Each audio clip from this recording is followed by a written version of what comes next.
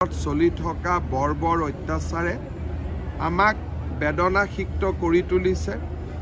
এখন ইছলামিক ৰাষ্ট্ৰত সংখ্যালঘু হিন্দু সমাজক কি ধৰণে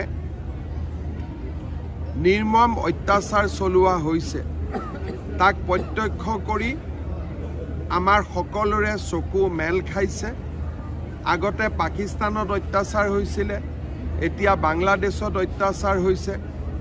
ই এটা কথা স্পষ্টভাৱে প্ৰমাণ কৰিছে যে যি দেশ ধৰ্মীয় গোৰামী ভিত্তিত নিৰ্মাণ হয় বা যি দেশৰ জনসাধাৰণে ধৰ্মৰ নামত অত্যন্ত গোৰামী কৰিবলৈ আৰম্ভ কৰে, সেই সমাজে সংখ্যালঘু লোকসকলক নিৰাপত্তা দিব নোৱাৰে। আজি আমাৰ ভাৰতে ধৰ্মনিৰপেক্ষতাৰ উত্তম নিদৰ্শন দাঙি ধৰিছে।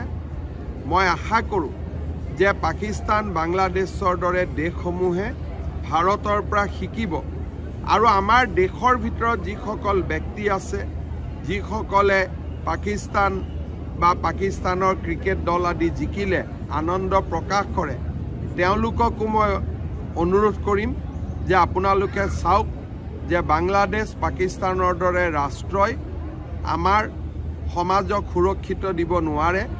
তেওঁলোকক অন্ধ অনুকৰণ আমি বন্ধ কৰিব লাগে আৰু আমি আমাৰ সমাজখন সুৰক্ষিত কৰিব লাগে।